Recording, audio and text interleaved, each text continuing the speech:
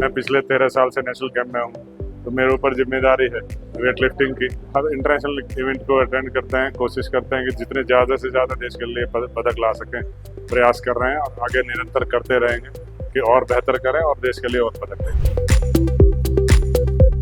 जगदीश सिंह गजल है, गुजरा वो वक्त गुजर क्यों नहीं जाता, जो बीत गया है वो गुजर क्यों नहीं जाता। इसी तरीके से तो वो निकलता ही नहीं है मन से कि हम 1 kg से पदक चूक गए, और जो हमारा सबसे स्ट्रॉन्ग पॉइंट था क्लीन एंड जर्क, वो ही हम 2 जर्क मिस कर गए। वो चीज़ निकलती नहीं है, बट ये it is a part of game, क्या कर सकते हैं।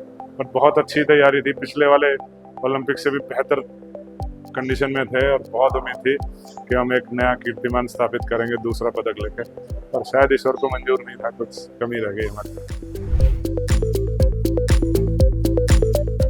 It is too early to say about that. We are on right track right now.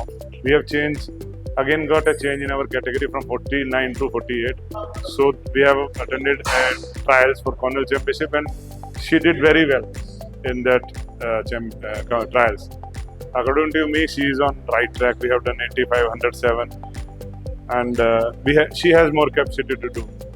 So in current upcoming World Championship, we will check our abilities and capability, and according to that we will work for upcoming Asian Games. ये तीसरा face है अस्मिता का, और इस पिछली बार थोड़े मतलब पहले हमें थोड़े कम कंपटीशन मिलते थे, इस बार 50 कंपटीशन मिले हैं जो हमें विभिन्न क्षेत्रों में कराने पूरे देश।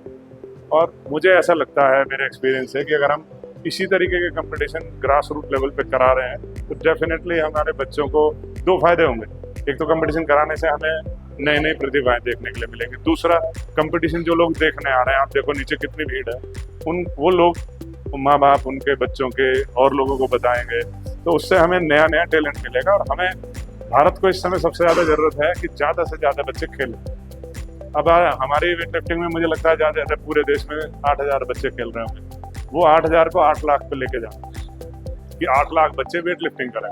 उसी तरीके से और जो इवेंट है उसमें 10 लाख 20 लाख, मतलब जितने ज़्यादा लोग बच्चे खेल में आएंगे उतना ज़्यादा हम पदक की उम्मीद 2032 और 36 ओलंपिक में कर सकते हैं। और जो ये खेलो अस्मिता लीग है, इससे हमें एक स्टेप बढ़ने में मदद मिलेगी, ऐसा मेरा मानना है। एक्चुअली हमने जो टैलेंट आइडेंटिफिकेशन किया है विभिन्न क्षेत्रों में जाके, नॉर्थ ईस्ट में थोड़ा वेट लिफ्टिंग क्रेज ज़्यादा, अगर उस तरीके का क्रेज हमारे पूरे देश में हो जाए तो जो मैं चाह रहा हूँ आराम से हम पा सकते हैं।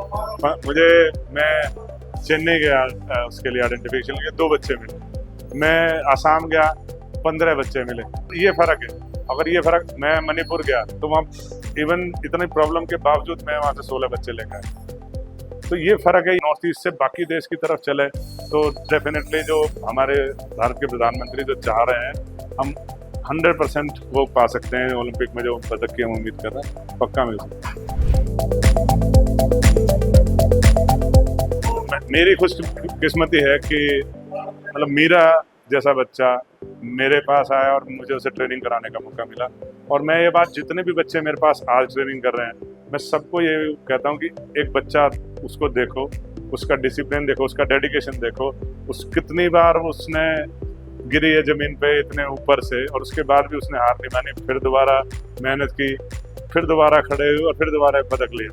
2018 में एक समय ऐसा आ गया था, बैक इंजरी के बाद कि सबने कहा था खत्म हो गया, वापसी मुश्किल है, लेकिन उसने फिर 6 महीने लगातार अपने आप को तैयार किया और वापस वर्ल्ड चैंपियन बनी, एक वर्ल्ड रिकॉर्ड किया। तो ये बातें मैं सब बच्चों को इसलिए बताता हूँ कि बच्चों को मोटिवेशन मिले, और यही कारण है कि मीरा अपने आप में मीरा है। मीरा की वजह से मैं ये कहता हूँ कि लड़कियाँ ज़्यादा पदक ले सकती हैं लड़कों के मुकाबले।